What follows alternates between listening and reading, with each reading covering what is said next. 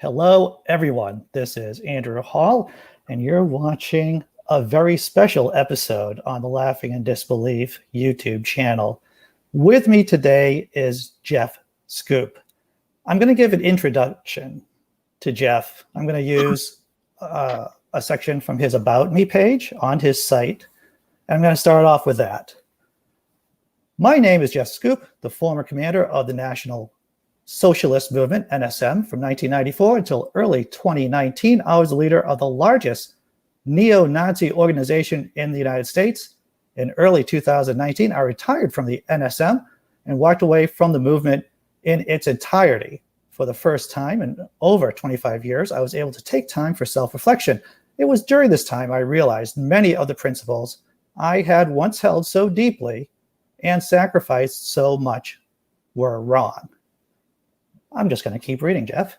Retirement sounded like a good idea, but what about all the hostility and intolerance I had put up into the world for so many years?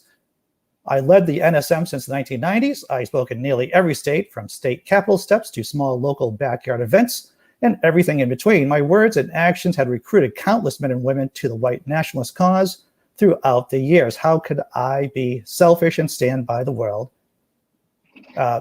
as it's embroiled in political violence? After wrestling with my conscience over how to best set things right, I realized that I cannot just sit back while the world continues to burn the flames of hatred.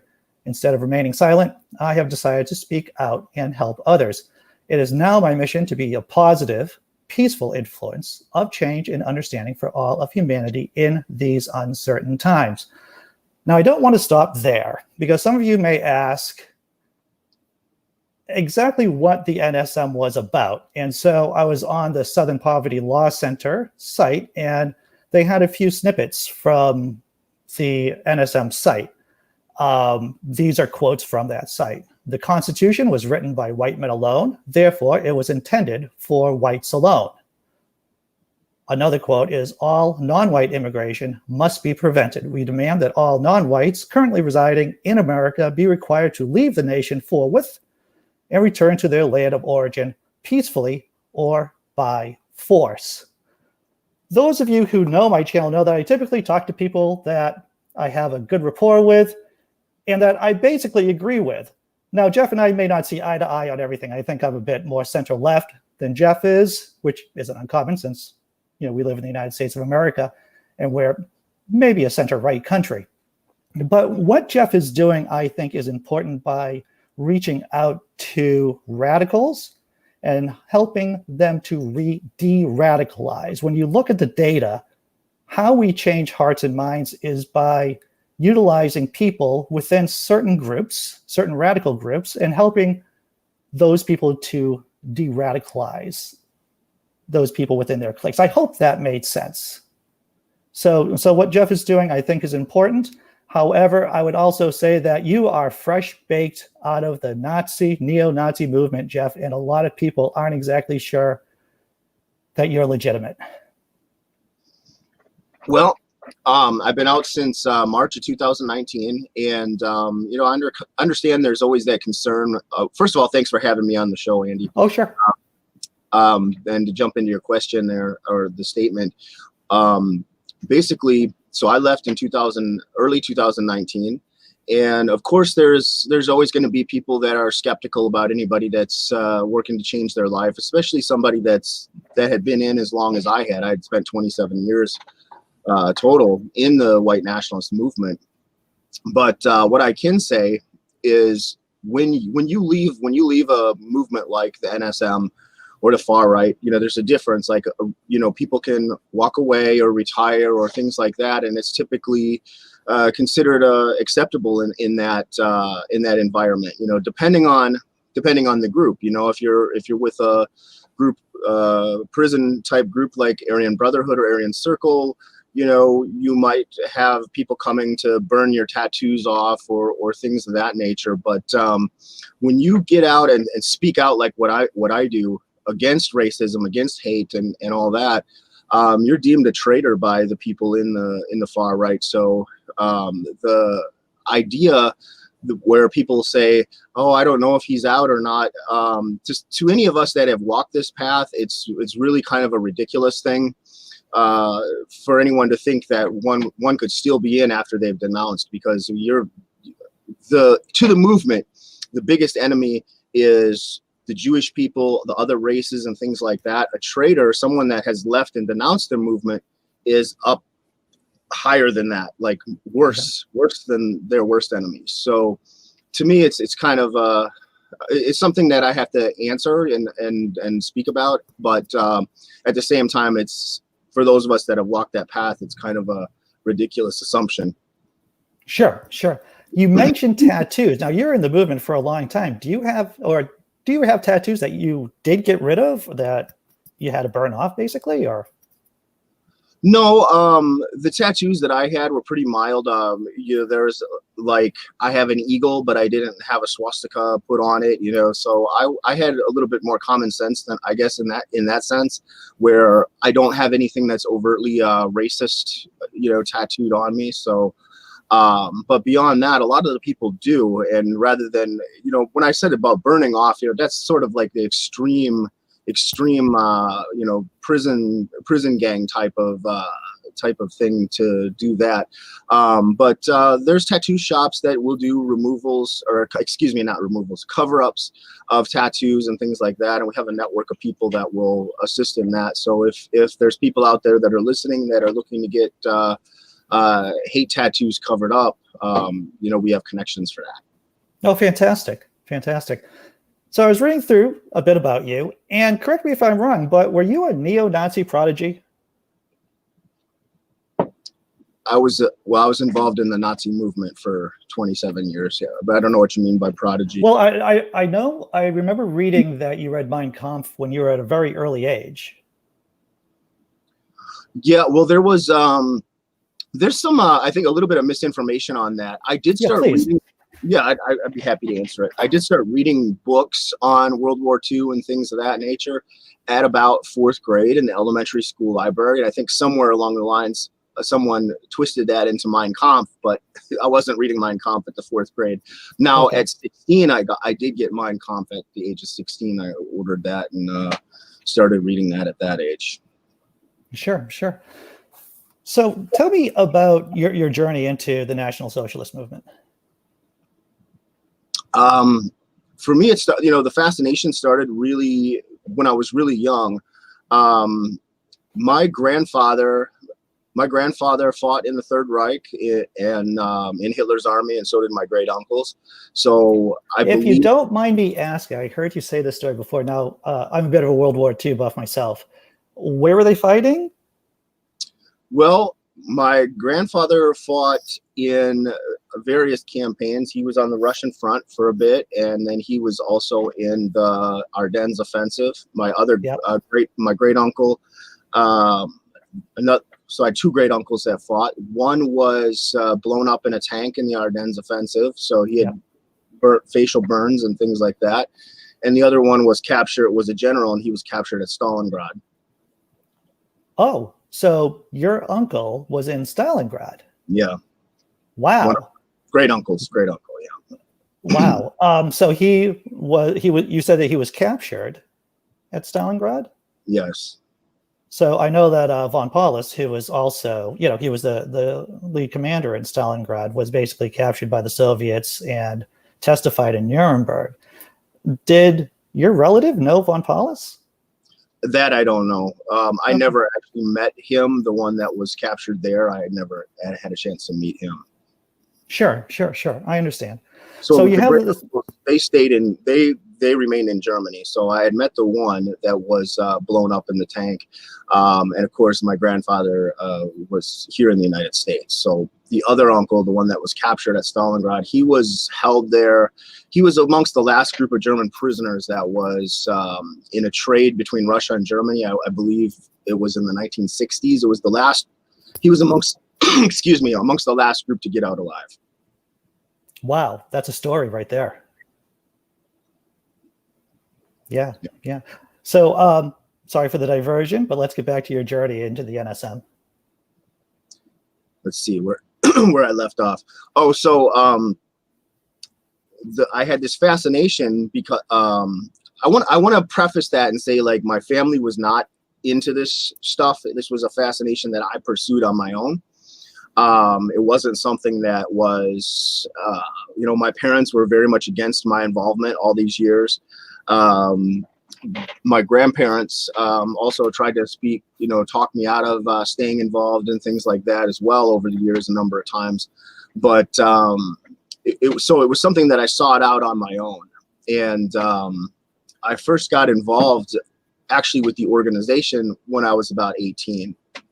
It was I'd written a lot of different organizations, but NSM was the one I ended up getting involved in. Right. And it became a rather large organization over time, didn't it? Yeah, when I first joined, it was I joined in the early 1990s. Now, the organization was originally, it was a continuation of the original American Nazi Party of Commander George Lincoln Rockwell. So the guy that was running the organization by the time I joined, he had served with Rockwell. And the organization at that time was called National Socialist American Workers Freedom Movement. It was called the NSM in the 70s through the 80s, and then he changed the name at some point, I want to say late 80s, early 90s. And I joined that organization, and then a couple of years later, when he retired and appointed me to run the organization, I changed it back to the National Socialist Movement. By the time I left the organization, I had, when I first joined, it was just in a couple of states. It was a small group. By the time I left in 2019, it was the largest Nazi organization in the United States. Wow. So as a leader, as a commander of the NSM, what was the day-to-day life like? Was there a lot of banality? Was there a lot of just paperwork? Well, it was, it's a good question. I mean, basically to me, it was just my life every single day for a very long time. But a lot of it was management. Basically, you had people in different chapters all across the country. You appointed people to run different divisions of the party. You had propagandists. You had media people doing press releases, doing videos. The organization.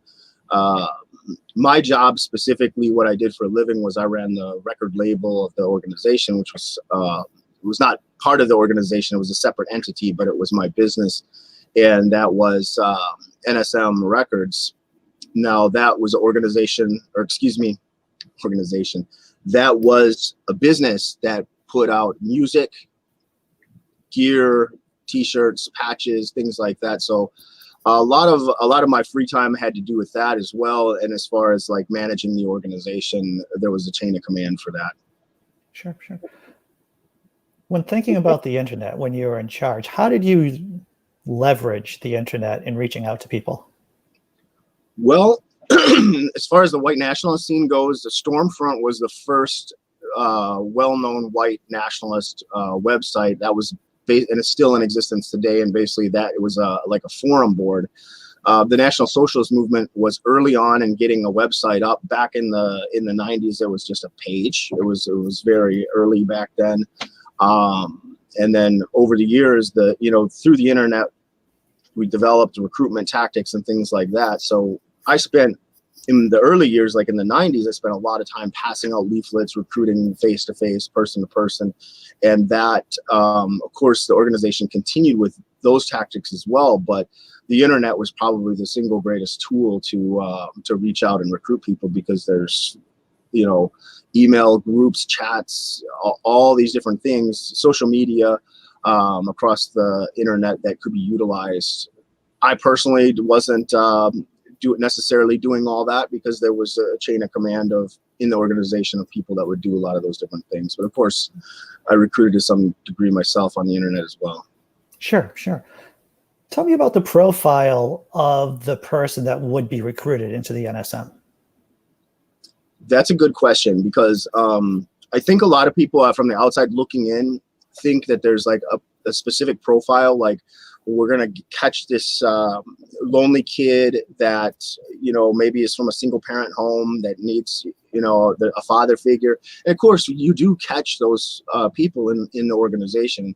I don't know if catch is the right word, but recruit those people, indoctrinate those people, but people from all walks of life literally would be potentially recruited. Now, not a lot of rich people. Majority of the organization, especially back in the 90s, was blue collar, working class. And more recently, in more recent years, we saw the middle class coming in as far as that goes too, like a larger percentage of the middle class, which back in the 90s, it was rare. Like if we got somebody from the middle class, it was like, oh, wow, we've got somebody from the middle class, this guy or that person or that lady, you know. And in more recent years, it was just common because it was just as equal about with the middle class as the working class. So you could, a lot of times the message was tailored to the individual. So if someone came to us and they had an issue with, say, Black people or something, you know, we would say, you know, work on that particular subject. But for us, you know, behind everything, when you're in the movement, the Jews were blamed for literally everything. That was the ultimate monster in the closet, so to speak, for the movement, you know. Sure. Do you think because the middle class is getting more and more kind of economic pressures, you know, after the 90s, because the 90s was a pretty big heyday economically for the middle class in a lot of different ways, but it's getting squeezed more and more now. Do you think that has to do with anything about more middle class people finding their way into the movement? Absolutely.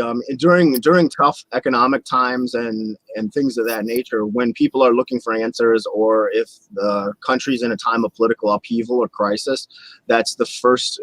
That's a big opportunity, I should say, for recruitment and hot button issues. The NSM utilized and other groups as well. In the White Nationalist Movement, they'll use hot button issues, for example, like immigration, for if there's a horrific crime. I remember in Kansas City, there was a Carr Brothers situation where there was this horrific murder, and we went in there to exploit that tragedy. And anything like that, any type of hot button issue that we could pick up on that would gather us recruits or get people interested in the message, we would use those ideas. Sure, that makes sense. What's the ratio of men to women within the movement, would you say? The men is a lot higher than the women. In fact, I would say, if I was to guess, I would say 80% men to 20% women. Maybe more. Maybe it's tough. It kind of depends on the organizations as well. For example, the organization I was a part of had leadership opportunities for women and had women in positions of authority in some cases, whereas some of the, say, alt-right groups or groups affiliated like that now are very they seem almost anti-woman to a great extent. Right. I know with Nazis in Germany, they thought Russians were subhuman. A lot of the white people were basically subhuman. How did, and I'm going to show my ignorance here, by the way, Jeff. Is the NSM basically just open to white people, or just people of Germanic descent, or people from Northern European descent? How does that work? The NSM was open to all white people, basically, unless they were on any sort of child molesters, rapists, sex. If they were on a sex offenders list, then it was not something that we would accept. But as far as white people, you know, there. I know what you're talking about. There is some argument amongst different, even amongst the movement. There's people that will say, well, that guy's Spanish, you know, from Spain, or he's Portuguese, or he's from Italy. I've even heard people say that, you know, Slavs or the Slavic people, or Italians, Spaniards, Portuguese. There was some argument amongst that. It's really ridiculous as far as that goes. You already have an intolerant group as it is that don't tolerate the other races, and right. Now, you know, they're like, well, those certain white people. You know, the organization I was a part of was open to all of those different people, but there was, even within the organization, there was people that didn't like it. Were there headaches created by those divisions as you, as the leader, had to deal with?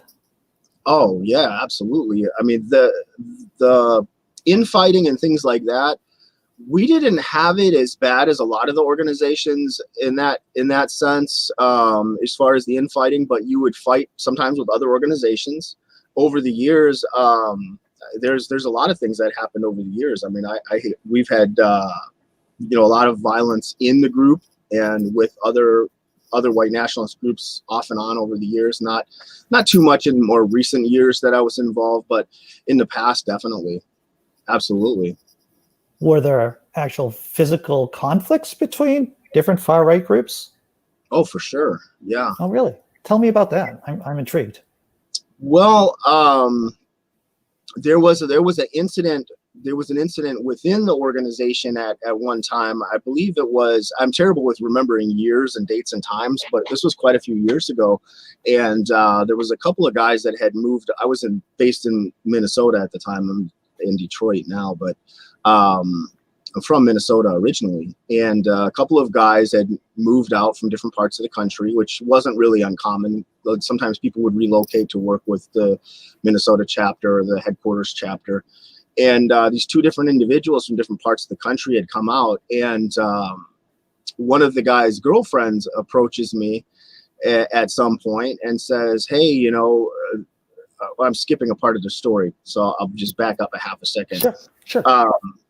The two individuals were saying, hey, you should appoint a deputy commander for the party. And, we don't have one. You should appoint one. And I was saying, I don't like using that term because Commander Rockwell, the original founder of the American Nazi Party, his deputy is the one that assassinated him. So I felt like that was not probably a good term to use. The NSM always used the term chief of staff. Well, at the time, there wasn't a chief of staff. And these two individuals were kind of pushing me a little bit for that position. Like I should appoint one of them. And I was a little skeptical about it. They were too new. And at some point, one of the guy's girls approaches me and says that they had been speaking about taking me out, basically, because they knew that they couldn't take over the organization unless I was out of the way. So there was some talk of that. I didn't necessarily believe it at first, and then I heard it from another individual in a different part of the country that didn't know this original person that had told me. So now things are starting to add up. I asked to get evidence. I won't say how the evidence came about, but after that, these individuals were basically the most I can say about that is they were sent packing. Sure. Does the NSM have an internal police force? I guess I don't want to use the word Gestapo. I don't want to use the word Gestapo. Right. But let's just say internal police force. Let's just say internal police force. Yeah, I mean, there was kind of a code. There was basically back in those days, there was a code where you just didn't go to the police. You handled stuff on your own. It's not like sometimes I see it now with a part of the work I do now. I monitor different organizations and what they're doing, what they're keeping up with, what's going on in the current scene. And I thought it was kind of interesting. I saw a case just recently where one far right talk show host guy was threatening another one, and they end up calling the feds, and the FBI got involved, the police got involved. And I thought to myself, back in the day, nothing like that would ever happen because nobody would be calling the cops or the feds. I mean, in the old school movement, that was an unheard of thing. You just didn't do it. Right. So was there any attempt or a plan to infiltrate police departments or the military? Yes. The word infiltrate, I mean, I guess that could be taken different ways, but a lot of, by the time I left the NSM organization, I'd say about 50% of the men had military experience. So, really? Yes. And back in the 90s, it wasn't that much. It was maybe 10-20%. So there was a lot of former vets and things like that in the organization.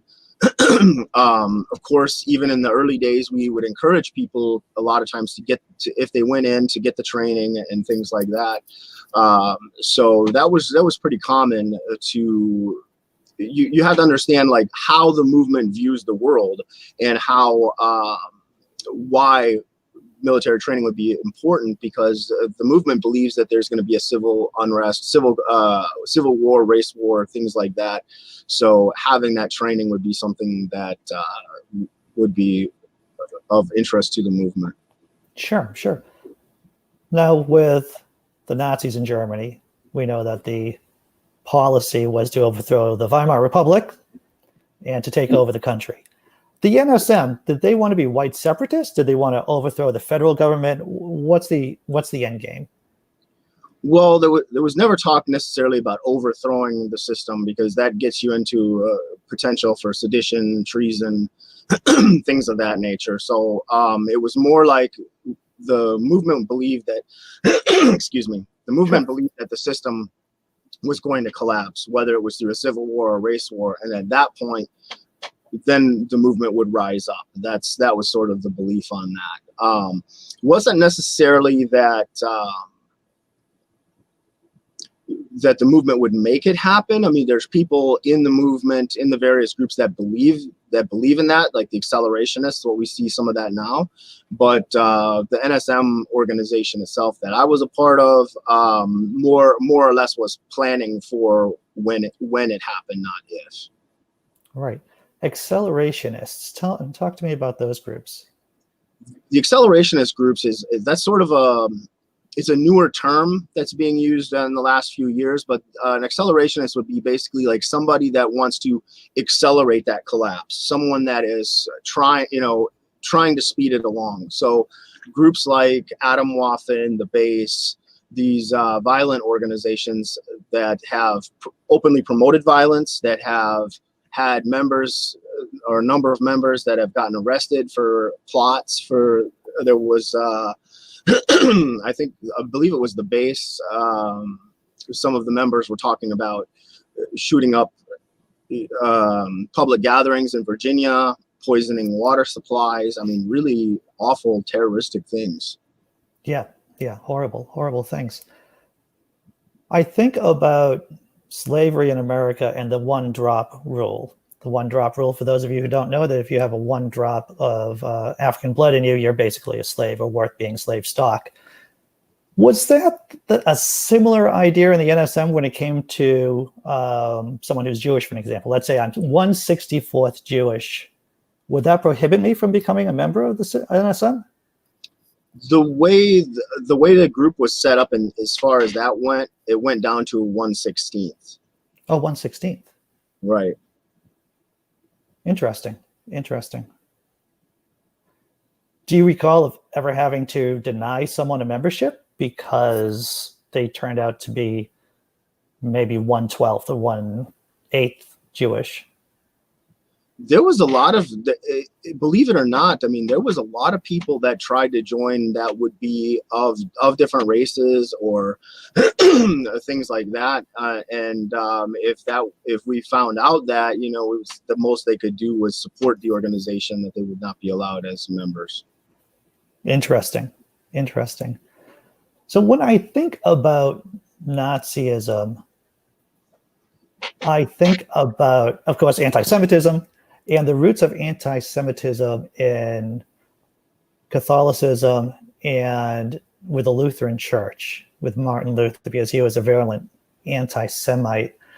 Does that ring true with you? Do you think that that's one of the Catholic Church and the Lutheran Church being one of the main factors in creating a ground for Nazism in Germany? Well, the Catholic Church, for example, Adolf Hitler was a Catholic, and the Catholic Church actually did not excommunicate him until, and again, it's a numbers question, so I don't know the year, but maybe you do, or it could be easily looked up. Sure. But it was years and years later that the Catholic Church finally, I believe, excommunicated him. And there was a lot of evidence of monasteries and things helping the rat lines basically to get people out to South America after the war, people that were wanted for war crimes and different things of that nature. So I'm real careful not to use bias or not to use a broad brush anymore, because I spent so many years in my past doing that. So I really don't I don't want to vilify the church by any means, Sure. whether it's the Lutherans or the Catholics. But yeah, I mean, of course, historically, speaking historically, there was a lot of anti-Semitism in both the Catholic and the Lutheran Church. And in fact, in the NSM back in the 90s, we had flyers that were geared specifically towards that, with Martin Luther quotes. We sold books at the record store that Martin Luther and the Jews and their lies, that sort of thing. So it was something that we took advantage of. Sure. So you were in the movement for many years. Unite the Right comes up in Charlottesville in 2017. Did that have any influence in you leaving the movement? I was starting in the process of de-radicalizing about a year before that, and Unite the Right and what happened in Charlottesville is a terrible tragedy. What took place there and everything. At the time, I was still in the movement, though. So sometimes people will say, "Well, if it was, you view it as a terrible thing, how come you were saying it was a great victory after the day?" Well, of course, that's propaganda and rhetoric. As the leader of the National Socialist Movement, as I've explained other times, the NSM could go out and do a 3-man picket, and if the guys got beat up in the streets on a 3-man picket, the party would still say it was a victory. It was a glorious day. These 3 brave soldiers defeated, conquered the day, and it was a wonderful event. So, I mean, that's just propaganda and rhetoric, much like historical reference to Joseph Goebbels in Berlin at the end of the war. All that was left was old men and little kids fighting, and he was on the radio telling people, "We're winning this war. Get out there and fight." And the Volkssturm, the People's Armies, they were just getting mowed down there at the end. So right. It's a propagandist tool. Sure. Tell me about. Well, first I want to ask you: do you have any brothers and sisters? I try to keep some of the family stuff confidential, okay, for their safety purposes and all that. I just want to ask, when you look back on your youth, what do you think made you take this path into the NSM? What were the variables? What got it started was that I was fascinated with my grandfather and his history, even though it's not something that he ever encouraged. In fact, he tried to discourage me from it. They didn't think it was a good path. He warned me at one point. He says, "This road that you're on is going to lead to death or prison," and I wasn't listening. So, there are a lot of dudes out there like that. I used to work with adolescent boys in the system, and you could just tell it's either prison or death, basically, at some point for them, unless they change their ways. Absolutely. And I mean, that's part of it. When you're there, like we talk about like the de-radicalization process and changing your life and all that, when you're there, you don't even really think about this. There is so many people that I know that have either died, went to prison, killed themselves, killed somebody else, these just one after another, and you look back, like after I got out, and I call it my decompression period, where you feel like your head is going, you're just decompressing and trying to process all of this stuff from the past. Why did I do this? Why did I get involved? And going through all those memories and all the people that, their lives have been completely destroyed by this. And that's just people in the movement. Way beyond that, like one of the big factors of me getting out as well was thinking about all of the victims of some of the people that have lashed out and done these terrible things, where it was not necessarily an NSM member, but it was still someone that was embroiled and embedded in this ideology that would cause somebody to walk into a church, a mosque, a synagogue, set the place on fire, or start shooting people. You know, if the ideology is doing something like that, that's not something that people should be on board with. And dealing with some of the people now that I'm working with to get out, I've gotten quite a number of people out already, and there's other people that we're working with now. There was one story I can share with you. I can't get names, please do. Obviously, but because everything's confidential, but you know, for their safety and everything. But I was talking to this young man. It reminded me a lot of myself at that age. He was about 21, 22, somewhere around there. And I explained to him about some of the people I knew that had lost their lives, and another individual that's doing 40 years, and a few of these scenarios. And I told him, I said, you know, it is literally, I feel like it's a miracle that I'm alive, that I'm out, that, you know, that I have an opportunity for another, to be able to start over like I'm doing now. And I said, you're young, like you should get out right now. You know, don't go down this path, because it could lead. I was using sort of the same argument my grandfather used. I said, you know, it could lead you to prison or death. And this is really interesting, you know, and I thought it's going to get through. It's going to get through to this guy, because he knew my history and things like that. So I thought for sure right there it would click. Instead, he says, well, maybe I'll do like you did, and 20 something years from now, I'll retire. And I was like, no, you're missing the whole point. The whole point is you probably won't make it that far. You probably won't get there. You should leave now. And his response was, well, because in the process, it's a process when you're talking with somebody. And the first step is to get them to disengage from the movement. The de-radicalization, that can come later, but to disengage is the big part first. Now, I'm not talking about like online radicalization, but it's completely different. I'm talking about people that were actually in groups.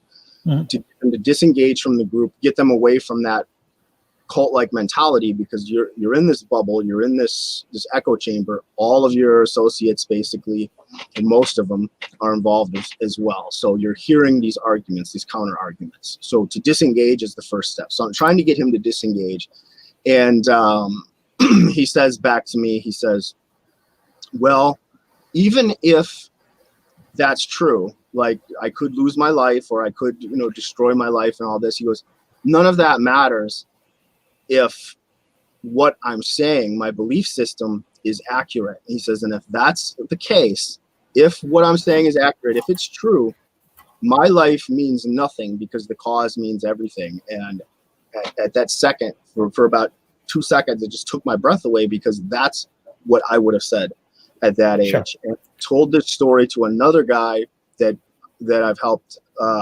leave, that was part of the organization I was in, and I was telling him that story, and before I could even finish it, he was like, oh my God, that's what I would have said back then. It sounds very reminiscent of people who were very religious at a certain point, and when they encounter the idea or the question of what if there isn't a God, then they just say, well, my life doesn't have any value.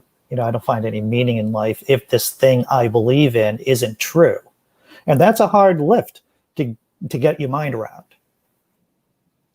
Absolutely. Well, I mean, that's someone put it to me like this. You know, they said a lot of people like us that had been caught up in these organizations and things, like, it's good for us to have a mission.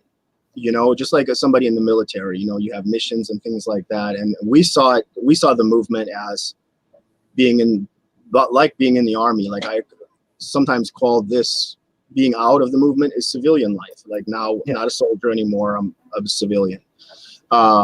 So having that mission.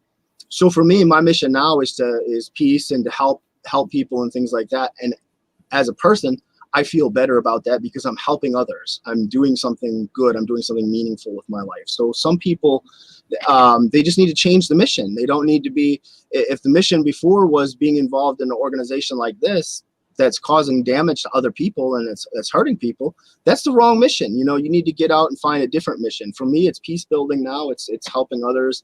and trying to repair some of the damage from my past, but for somebody else, the mission could be something completely different. It sounds like a little bit like people who are recovering from addiction. They have to recognize what happened and then try to make some kind of amends for it. Yep, that works. It works that way too. I mean, it can be applied into a lot of different facets of life. And I didn't think about that at first when I left, but some of the things that I've been doing since I've been out, I was tapped to teach leadership skills at an event, and I was also asked at another event to teach about branding and marketing and things like that. And these aren't ideas that I had; these were things that that people approached me with. And I thought, these are skills that I have that I learned from my time in the movement. And unfortunately, that was the wrong mission. It was bad things that I was doing, but like when life hands you lemons, you make lemonade. So basically, I'm trying to take the skill set that I had there, what I used to build up a negative organization, and do it for the betterment of mankind now. And how do you brand anti-extremism, especially for kids before they find the movement? Because I think most people would agree with me on this, that it's easier to prevent radicalization from happening than trying to pick up the pieces after it happens. So how would you brand that? How do you approach youth with this message of not becoming a radical or finding meaning? I don't know. Well, I mean, there's a lot of it has to do with, telling our story. Those of us that are doing the work in the former sphere, we tell our stories. We let people know, about some of the things that can happen, some of the things that did happen. But really, I think what it comes down to, if we're going to stop people from getting in, we'll never be able to completely ever, I don't believe, stop all of it. There's always going to be people that just hate for whatever reason, or that fall into these things. We can't necessarily stop all of it, but we can stop a lot of it. And I believe that starts in the school systems. We promote programs where I believe that if people start real young, and not like an indoctrination course per se, because parents and people will rebel against that, won't like that, but like a course every week, like say week 1 in school, you study Japan and you learn about not just their culture and different things like that. Week 2, you go on to Spain. Week 3, you're in Germany. Week 4, you're in Kenya. You're basically covering all these different parts of the country. When I was in school, I remember we had an international food festival, and it was one day out of the year. Everybody loved it, but it was like you just sampled different foods from different parts of the world. And I don't feel like that's enough. I feel like if we really understood one another and saw that there was more commonalities, that we all really are more the same than we are different, I think it would help to wipe out a lot of those false hatreds and false ideas. Sure. Did you grow up in a multiracial environment? No, I didn't. I grew up in a rural Minnesota, in an area as white can be. So I didn't have those opportunities. Yeah. I've seen from the data, I'm sure that you've seen studies just like this, is that when people are exposed to, or they meet people who are different from who they are, different racial or sexual preferences or whatever group, they actually become more tolerant for that group typically. Absolutely. Well, a good example is my friend Daryl Davis. He's a black musician, and his hobby is to de-radicalize. He works with my nonprofit organization, Beyond Barriers, and he's also a famous musician. He used to play with Little Richard, Chuck Berry, Jerry Lee Lewis, a lot of, from that era. He's a phenomenal piano player and musician. And Daryl was raised where in the international community, his parents were diplomats or something like that. And so he got around all these different people, and he didn't even know what racism was until people were throwing rocks at him in a Boy Scout parade when he was like 10 years old. Yeah. So his quest was to find why people would do that if they didn't even know him. Why would you hate me if you don't know me is the line that he uses. And I think it's phenomenal. And that ability to have dialogue and understanding and sit down with somebody is something in America right now that a lot of people are having problems with, even from the Democrats and the Republicans. I mean, it's not just about the movement and racist groups, but the Democrats and the Republicans, they're not even talking to each other. It's so polarized right now, where people are lumping everybody that's a Democrat and calling them a commie or a leftist, and everybody that's a Republican is a Nazi and a hate monger, and it's not accurate. It's just there's so much tension right now in the country that we need dialogue amongst our citizenry, and we need to start trying to be a little more tolerant and listen to one another. I have to ask you, what do you think about American History X, the movie? In what sense? Anything. I say American History X, you did the X sale. So what are your thoughts?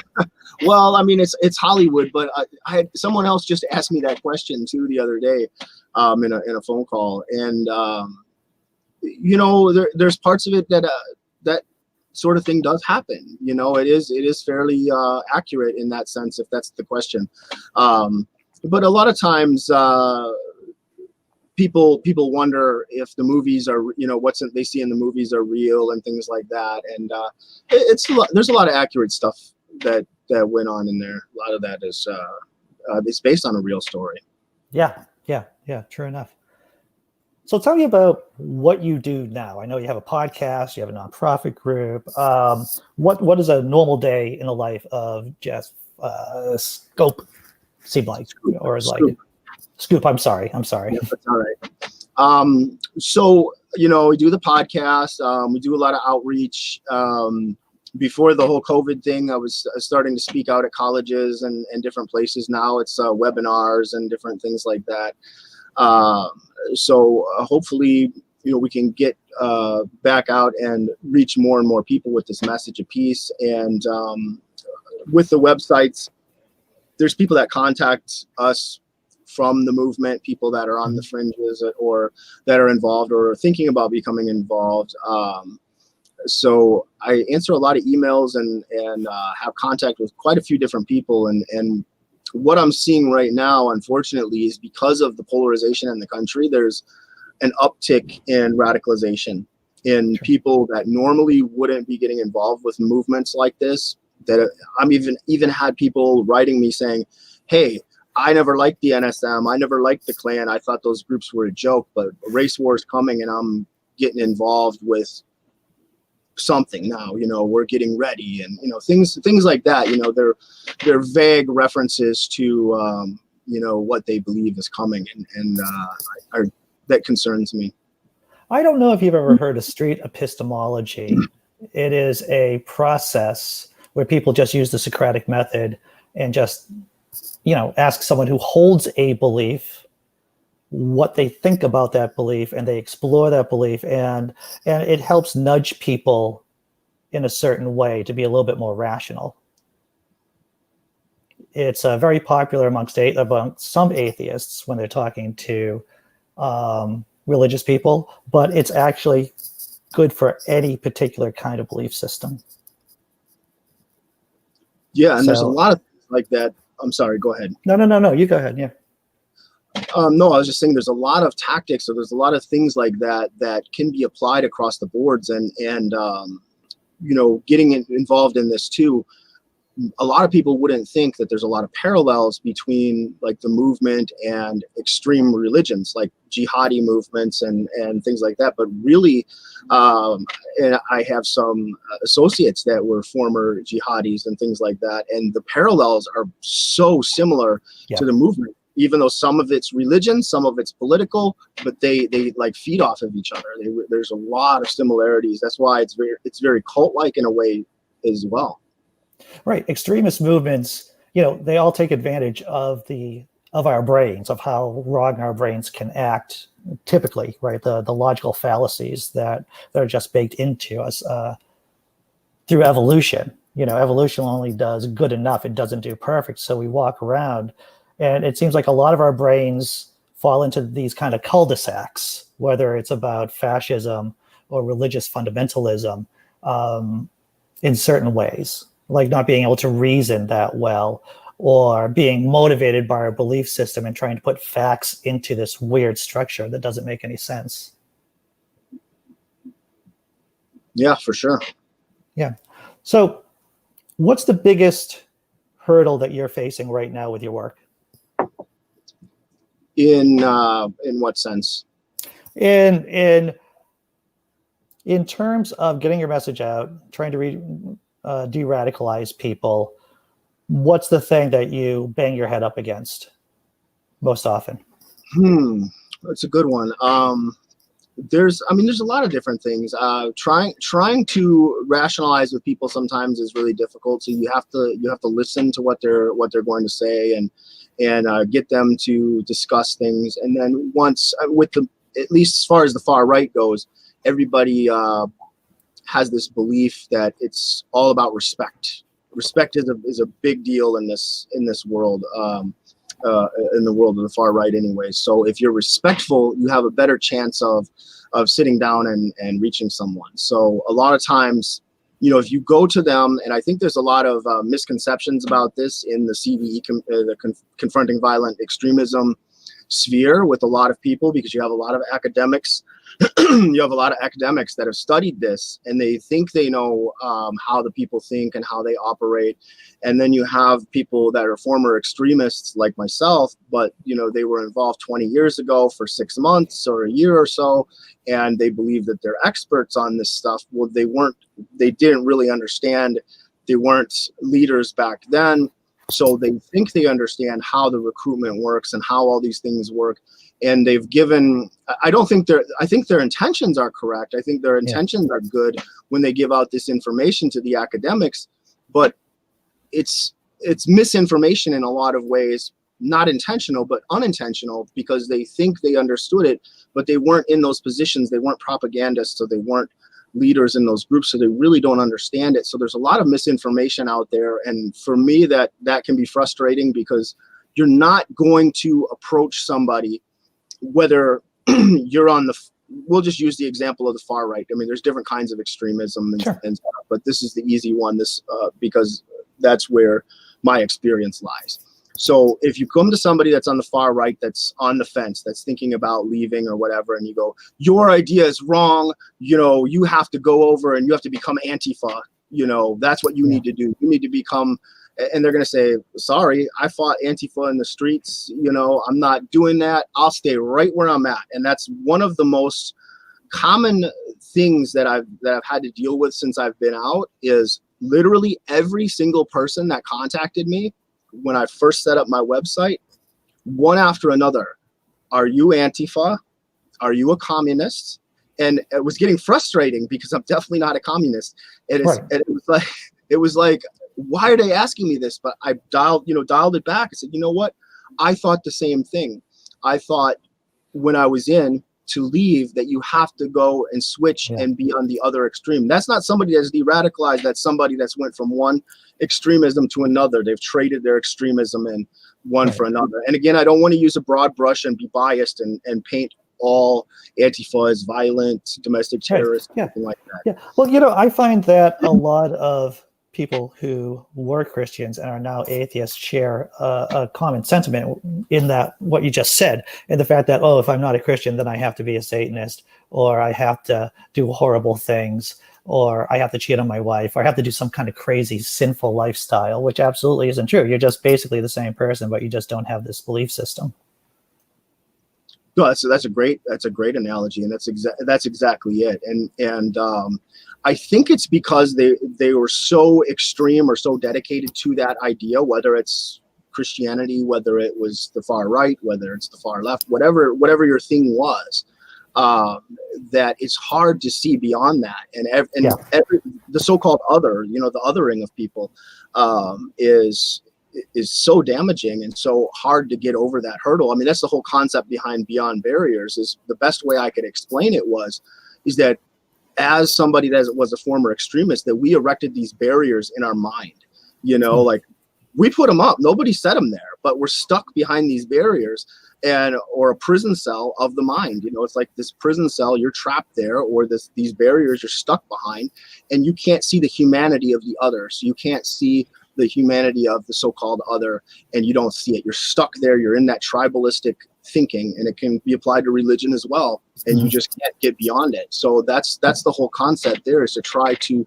help people reach beyond it. And it does go beyond just the extremists of the far right. I mean, you could apply it to religions. We've seen it with jihadi groups, Al Qaeda, ISIS, things like that. I mean, a person that could be like a normal, regular, everyday guy, all of a sudden is radicalized in ISIS, chopping someone's head off. You know, it's crazy. We're getting close to the end of our time. I only have two more questions. The penultimate question is: there are critics of yours who say that you're not working with law enforcement to take apart the NSM. What do you have to say about that? Law enforcement's not approached me about anything like that as far as that goes, and I don't even know what that really means. I'm not working with law enforcement. I don't understand that. I work in the de-radicalization space, so it's not. If a police department or something like that wants to understand tactics or things like that, you know, I do consulting, but there's not. It's not like I'm going to go into the police station or the FBI or wherever and say, hey, we have this information on this and this and this, because I don't have any information on anything going on illegal. And if people come to me with something, I would counsel them not to tell me anything illegal if they're doing that. Have you completely cut your ties with NSM? I don't have any ties with NSM. Okay, very good. So, hey, I'd like to ask this question to all my guests. Is there a question you wanted me to ask you but I didn't get around to? Now, this isn't about plugs or your website. This is about a topic that you want to chat about, but we just didn't get around to. I think you asked a lot of really good questions. I mean, it's really an honor to be on the program. I can't think of anything else other than if there's anybody out there that needs help, you know, to get a hold of us. Fantastic. You know, I hope you really did enjoy the conversation. I know I asked some difficult questions at times. And where can people find you online, sir? Beyondbarriersusa.org is our website, or my website. My personal website is jeffschoep.com, or on Twitter at ScoopJeff. I believe there's Facebook and all that, but I don't remember what those are. But thank you so much for having me on the program. It was a great honor. Great questions, and you know, keep up the good work out there, Andy. Well, thanks a lot. I appreciate it. Take care, everyone in the chat. Thanks for watching. Thanks for commenting. Take care, everyone.